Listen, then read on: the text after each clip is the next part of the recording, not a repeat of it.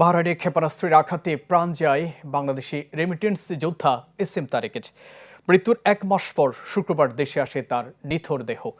শনিবার শোক আর নিস্তব্ধতায় তারেককে চিরবিদায় জানান স্বজনরা। এ সময় তারেকের অসহায় পরিবারের পাশে থাকার প্রতিশ্রুতি দেন জনপ্রতিনিধি, রাজনীতিবিদরা। ঠিক 2 বছর পর স্বজনদের কাছে দেশে ফিরলেন বাহরাইন প্রবাসী এসএম তারেক। এবারের ফেরা ব্যতিক্রম, যা ছিল নীরব, নিস্তব্ধ, কফিনে মোড়া। 1 মাস আগেও ছিলেন প্রাণবন্ত। গেল 2 মার্চ প্রতিদিনের মতো বাহরাইনের একটি শিপইয়ার্ডে কর্মরত ছিলেন তারেক। কিন্তু মধ্যপ্রাচ্যে চলমান যুদ্ধে বাহরাইনে ক্ষেপণাস্ত্র ছোড়ে ইরান, যা ধ্বংস করা হয় মধ্য আকাশেই। কিন্তু সেই ধ্বংসাবশেষের টুকরো এসে পড়ে তারেকের উপর। তাতে ঘটনাস্থলেই প্রাণ হারান এই রেমিটেন্স যোদ্ধা। 1 মাস নানা প্রচেষ্টায় শুক্রবার তার মরদেহ ফেরে দেশে।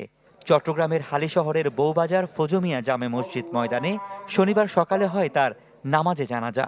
এরপর এলাকার মসজিদ প্রাঙ্গণে তাকে চিরনিদ্রায় শায়িত করা হয়।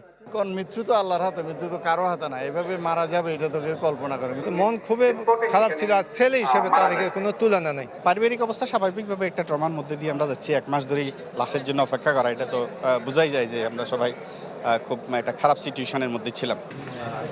তার মরদেহ দেশে ফিরিয়ে আনার ব্যাপারে সচেষ্ট ছিলেন স্থানীয় সংসদ সদস্য সাইদ আল নোমান।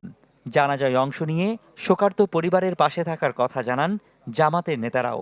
আমরা ব্যক্তিগতভাবে এবং জামাতের পক্ষ থেকে ওই পরিবারের পাশে আছি এবং আমরা ওনাদের সাথে থাকব। আপনারা এই পরিবারকে দেখবেন। মেয়েটির জন্য খুব খুব কষ্ট হয়, মায়া লাগে। মা অনেক বছর ধরে অপেক্ষা করছেন তার স্বামী ফেরত আসবেন, তারা একটা জীবন শুরু করবে। জীবন শুরু হয়েছিল 25-27 অনেক বছর আগে, কিন্তু আসলে তো তারা একসাথে সময় কাটাতে পারেননি। স্বজনদের মুখে হাসি ফোটাতে 27 বছর আগে বাহরাইনে যান সন্দ্বীপের আজিমপুর ইউনিয়নের এই প্রবাসী। একমাত্র উপার্জনক্ষম ব্যক্তির প্রচেষ্টায় ধীরে ধীরে ঘুরে দাঁড়াতে শুরু করে 3 সদস্যের পরিবারটিও। কিন্তু তাকে হারিয়ে নিঃস্ব স্ত্রী ও মেয়ে।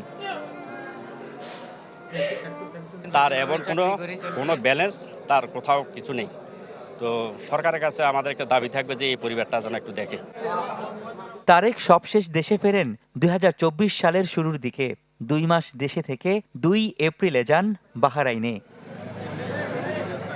রনি দত্ত, চ্যানেল 24, চট্টগ্রাম।